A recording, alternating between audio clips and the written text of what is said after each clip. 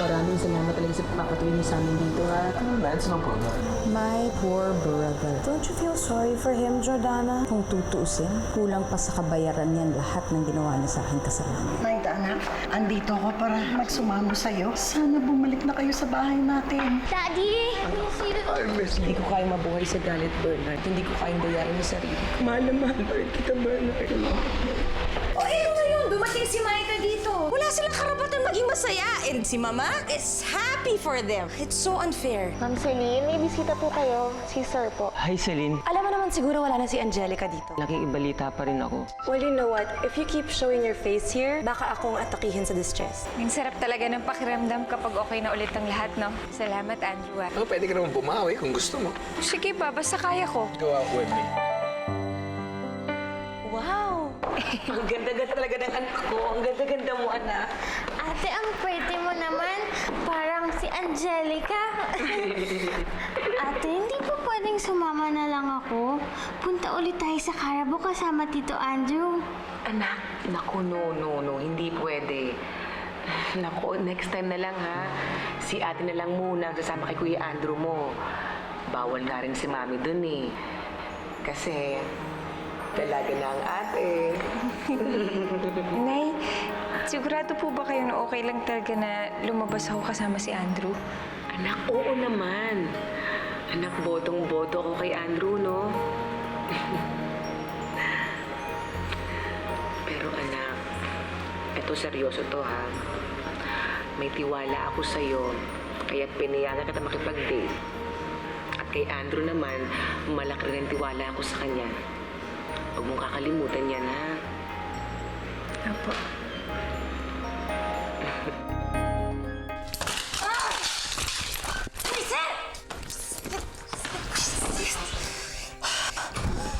Celine! What's wrong with you? Nakakabwisit talaga si Elise. Nakakabwisit! Nakikipag-date siya kay Andrew. Ano bang meron siya na wala ako? Nakakabwisit talaga. Bwisit!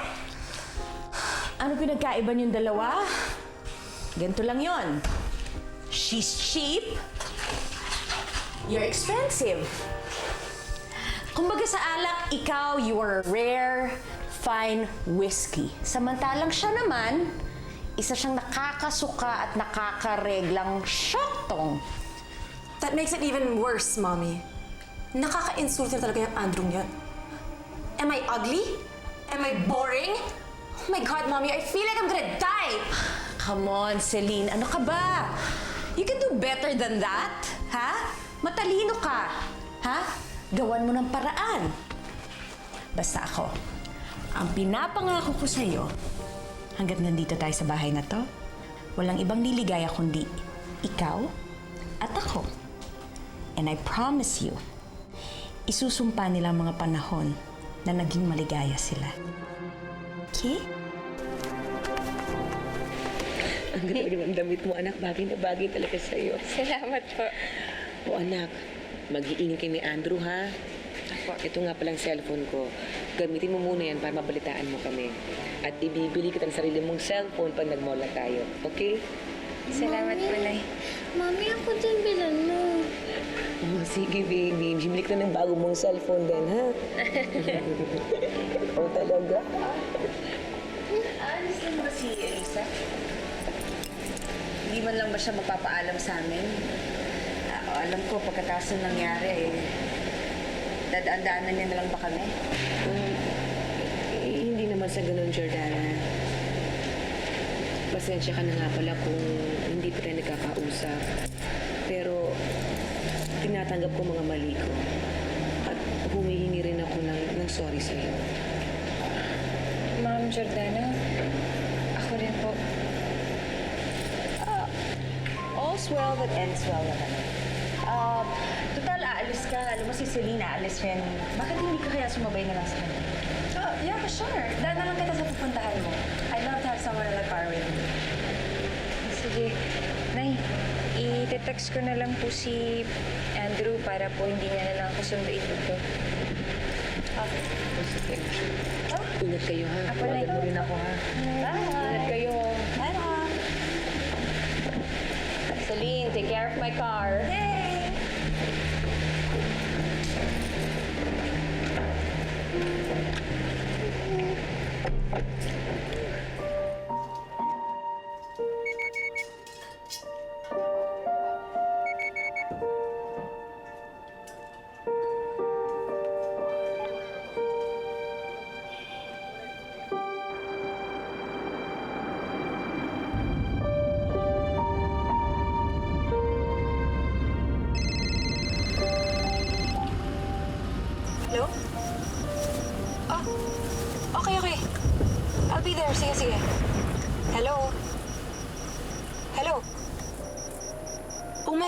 nalubat ako.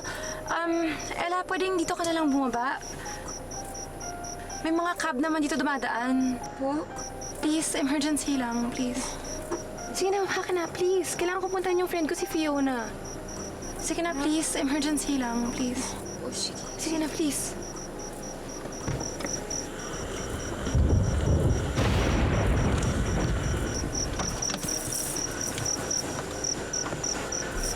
Teka lang, pwedeng pala ako ng phone mo kasi wala akong phone, nalubat ako. Sige na.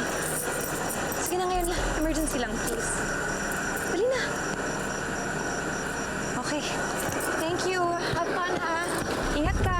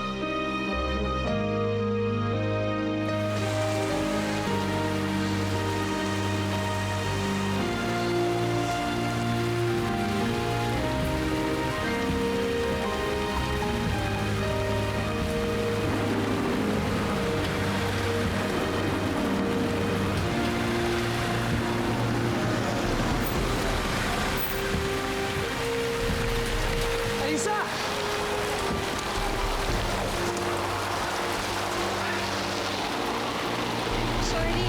Pasensya na. It's okay. It's okay. Ang maganda magkasama tayo.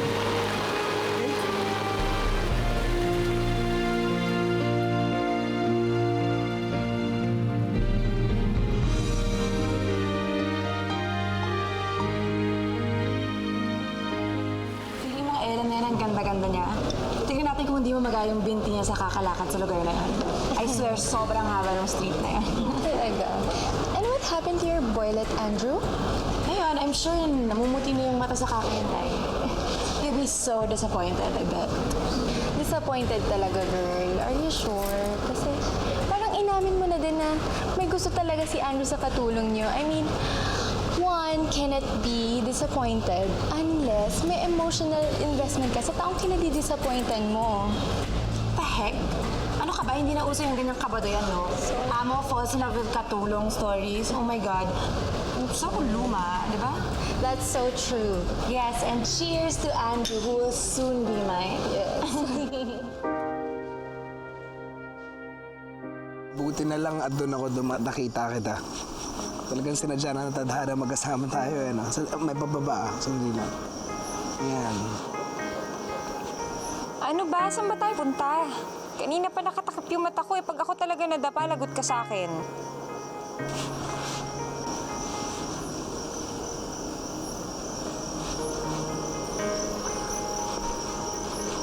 Ang ganda.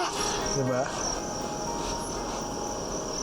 Ang ganda talaga. Ngayon lang ako nakakita ng ganito kagandang tanawin. Ako rin.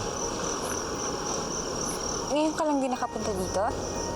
No, I mean, yes. Ay, hindi. Hindi, dati na pupunta na talaga ako dito. Pero iisa lang lagi ako kasama. That's ako na lang yung pupunta dito na mag-isa. And then, hindi na talaga ako bumalik. And then one day, I found another reason to come back to this place. And that's you, Elisa. Nakalimutan ko na kung gaano ko ganun tong lugar na to eh. And you know what? Ikaw ang nagpaalala sa akin na life can still be beautiful.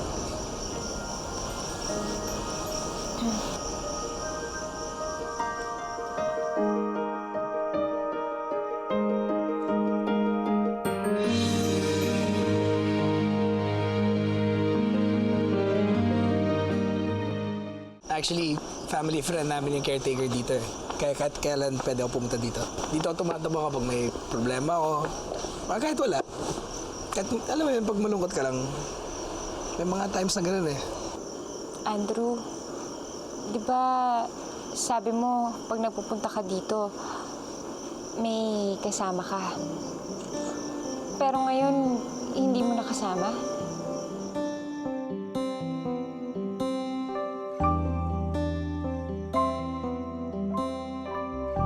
Yeah. She was a very special woman. I could say she was my first love. Girlfriend mo? Maita, magsimula ulit tayo. I promise to love you more. And I promise na I'll make it up to Elisa.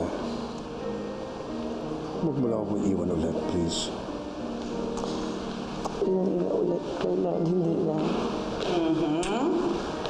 Nakaka-istorbo ba kami? Hindi naman, Ma.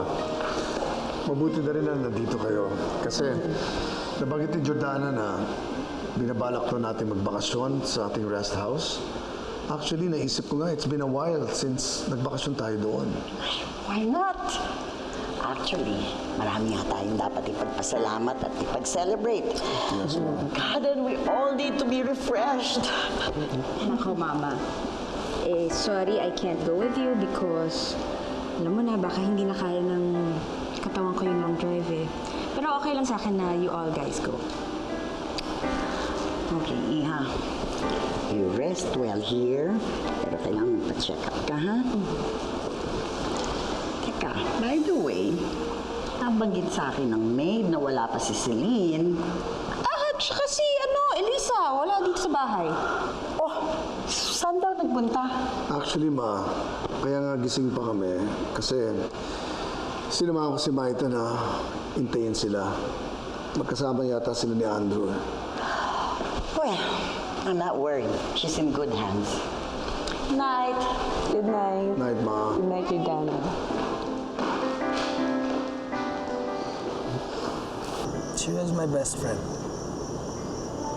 My confidant. Kalaro. Kakampi. Minsan kaaway. She was everything to me. She was my mother. Pero namatay siya ng bata pa ako. Sorry. Hindi ko sinasadya magtanong. No, it's okay. As in, we were happy together then. Good old times. Kung tutuusin nga, maikli lang yung panahon na magkasama kami pero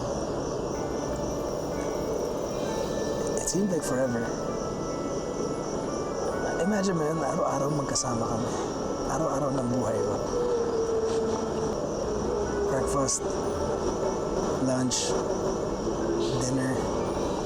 Kasabay ko siya kumain. Sa lahat ng occasion, lagi niya ako kasama. She really never left my side. Never. Everything I learned, sa kanya ako natutunan. From mag-toothbrush, magbasa, magsintas ng sapatos, magdasal, everything. Siya yung nagdala sa akin dito.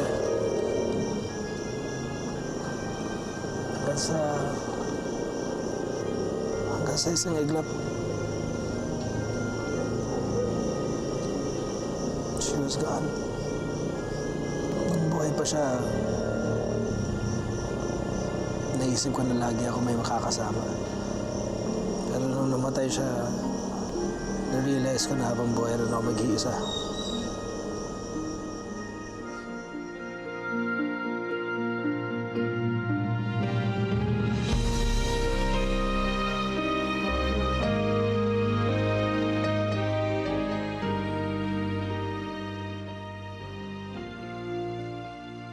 Sabi ng mami ko kapag nag-wish ka dito, everything will come true.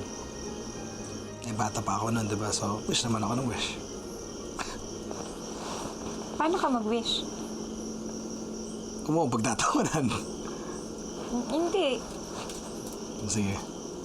Wala, ganito lang. Kaya,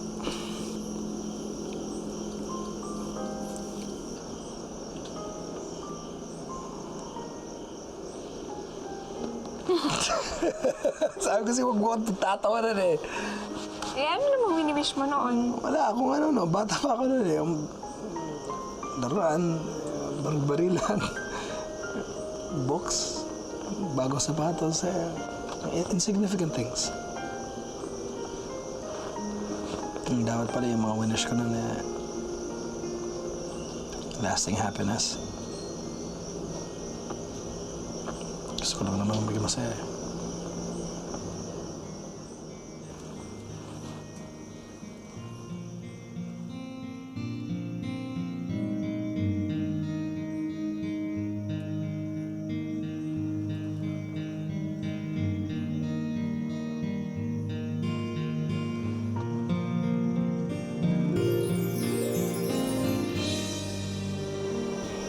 Sana maging masaya si Andrew.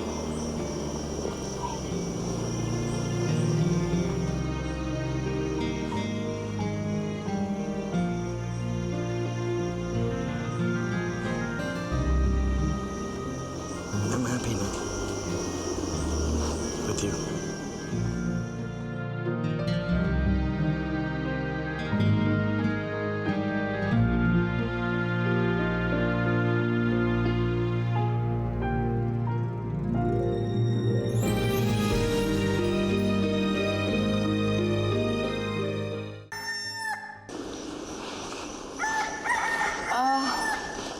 Umaga na pala. Kailangan ko na umuwi. At tinawagan ko naman si tita. Nagpaalam naman tayo sa kanila, di ba? Hindi, kahit na baka mamaya sabihin nila naambuso ko sila.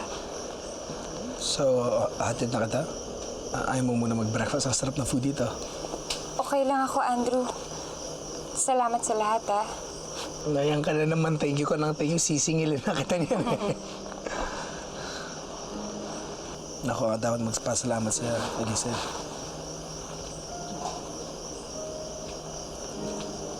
Sana bigyan mo ako ng chance para lalo ako mapalapit sa'yo. I'm not gonna say anything. Hindi rin kita ipipressure. But I'm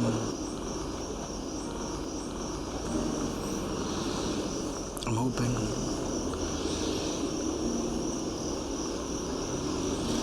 one day I'll make you fall in love with me.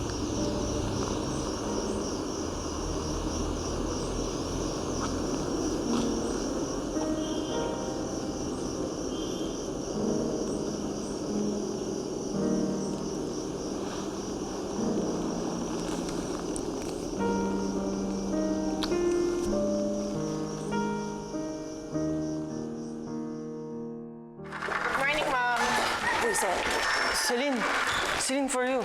Sige na, tanggapin mo naman, no? Bakit? Patay na ba ako? Ano ba ginagawa mo dito? Madaling araw na. Are you stalking me?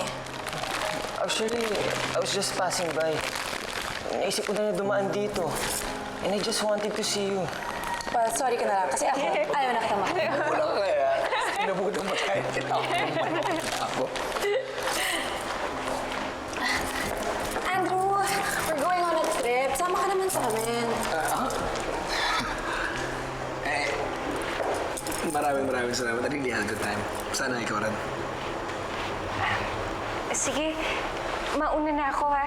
Ingat pa uwi. Salamat din. Ay, Sir Dennis. Ito yung check. Thank you. Tara, hatid na lang kita sa gate.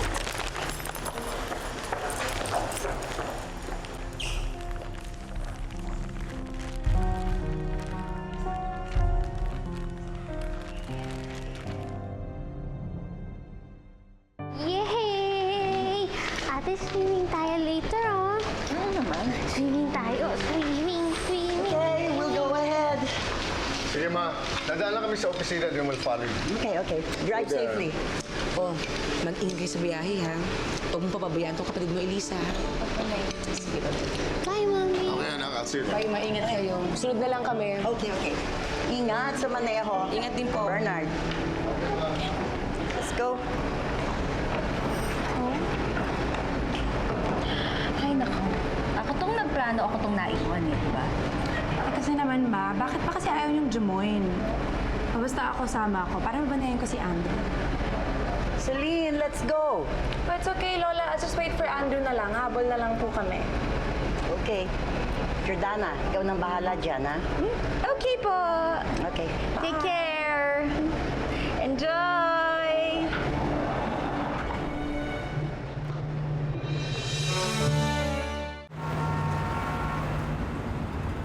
Excited na ako magbakasyon.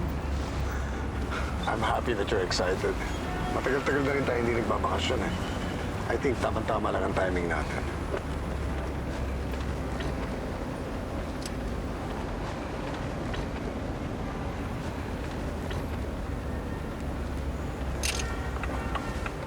Naku, sorry, may naiwan ako sa bahay.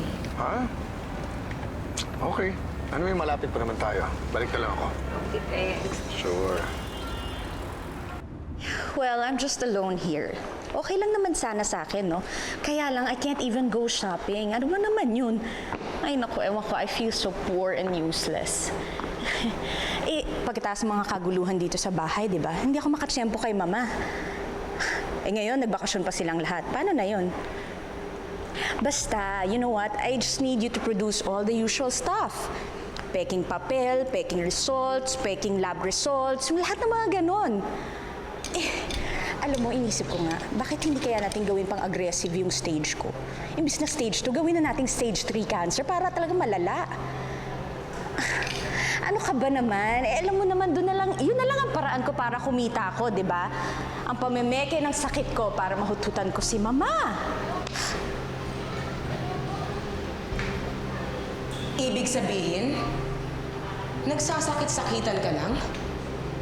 Niloloko mo lang si Mama?